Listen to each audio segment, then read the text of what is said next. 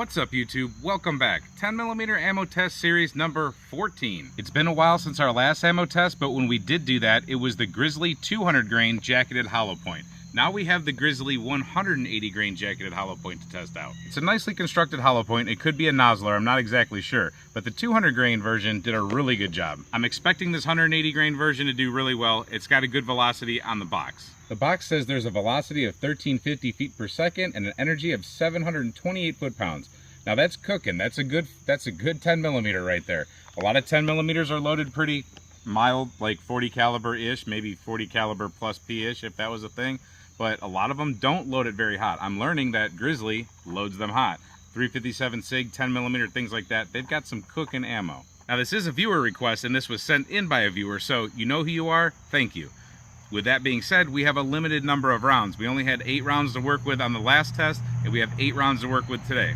So things are going to be just a little bit different. We're going to have to back off on the accuracy testing just a hair, because we want to save at least one of these, I think 2 of these actually, for low light testing, because after we do 5 of these ammo test series, like 1 through 5 and then 6 through 10, and now it's going to be 11 through 15, we do the low light series showing or showcasing those 5 rounds at night in the dark. The 2 firearms we're going to be using today are the Colt Delta Elite 5-inch 1911 with iron sights and the Springfield XDM Elite 10mm OSP 3.8-inch, that's a mouthful, with a hollow sun red dot.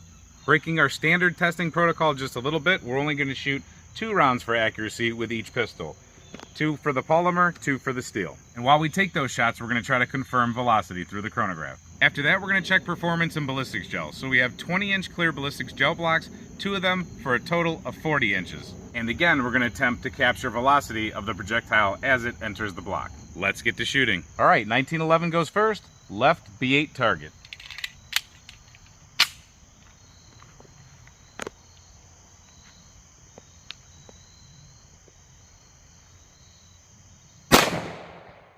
That definitely felt spicy right there.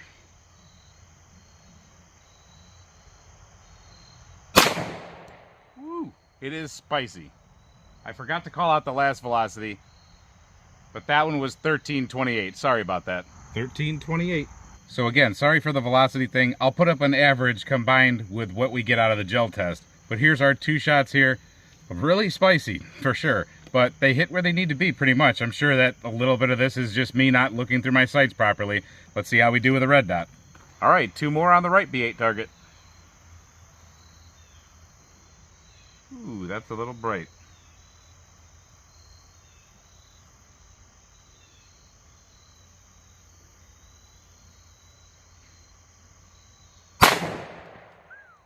Again, spicy. 12-17. Let me hold on a little bit better this time.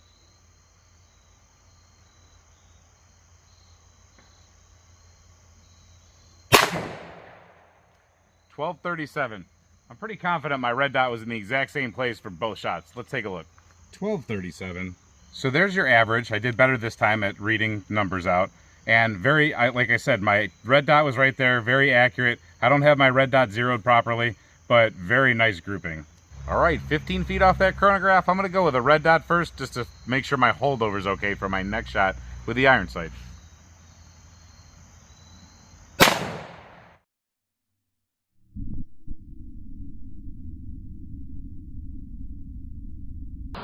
I think that was a good shot, and of course we had an error on the chronograph.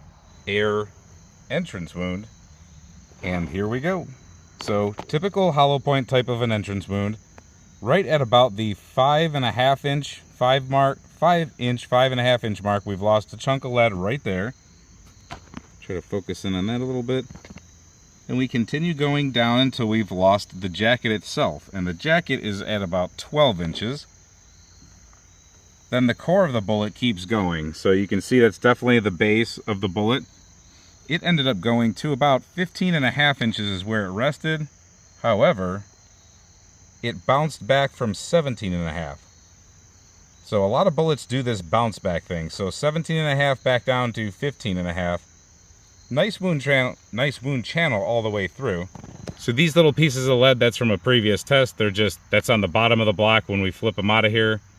And then you see the normal entrance. You see the lead loss there at Well, there's a little bit before, I think, but then there's the bigger chunk here at 8.5 that you're not able to see from the side. So 8.5 inches with a bigger chunk of lead. Now you can see a lot more lead that's in that jacket. You couldn't see that from the side either. There's pieces of lead smeared with that jacket. And then there's a piece of the core that's up here. And another little piece, that's interesting. There's another piece of lead next to it that had its own separate track and bounce back. So pretty cool. They were traveling right next to each other, and that one was a little bit smaller, so maybe that's why it ended up a little bit farther forward. I don't know.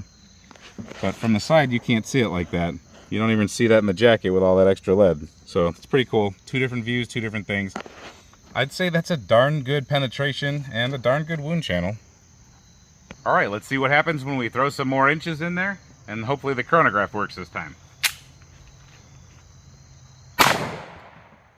1293.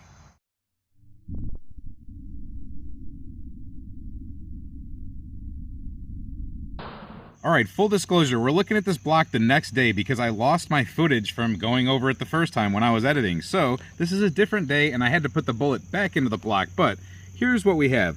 We have pretty much the same entrance wound here and pretty much the same streaking through here. We did lose a significant piece of lead. I'm not sure if you can see it from this angle, but at about 10.5 inches, we lost a chunk.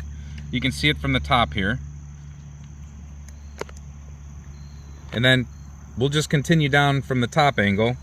We lost some more copper and lead right there. That's at about the 16-inch mark. And then you're not going to be able to see where I kind of destroyed the last part of the wound channel here, but the bullet did end up going to about 19 inches. It bounced back, it went all the way to 20 and it bounced back. It just didn't have enough to squeeze itself out of the gel. So it bounced back from 20 to 19. Back from the side view again. Again, the normal entrance, the normal streaking, loss of a couple pieces of stuff there, and the final resting place. All right, so after we've dug them out, here's what's left of the one that came out of the Springfield XDM Elite. Not much once it's lost its jacket and lost a bunch of lead. The weight will be right there in the corner of the screen. Here's out of the 1911. Kept its jacket. It totally peeled back. It's really weird. It folded itself here in perfect order. It's got, if you look at itself, it really did fold itself like one flap, 2 flap, 3 flap, 4 flap, 5 flap. That's pretty cool. I don't know why this one seemed to hit a little bit harder but kept its jacket, and then this one completely shed its jacket. That's interesting. But that's what they look like. So I think we've learned in the past two tests that Grizzly does do its job of loading ammo hot. It fell short on velocity a little bit this time. Check back on our other video. It's really interesting. The 200 grain bullet, I think that it performed very well. Overall, I would definitely trust these as long as I check to make sure they function in my firearm. They are very spicy, so they do rock the guns a little bit more than typical 10mm ammo. But that's a good thing. Are they the most comfortable rounds to shoot? No, but if you know what you're doing with larger calibers and if you practice a lot and you know, heavy recoil is not a problem for you, yes, it will work. I would say it's on the heavier side of recoil for 10mm, and I'm not a baby when it comes to 10mm, but you did see my hand leave the gun a few times.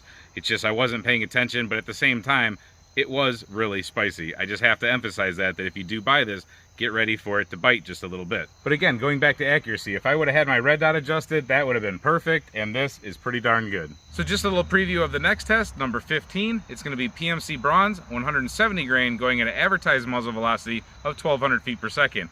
That's cooking pretty good. Let's see how it actually performs in real life.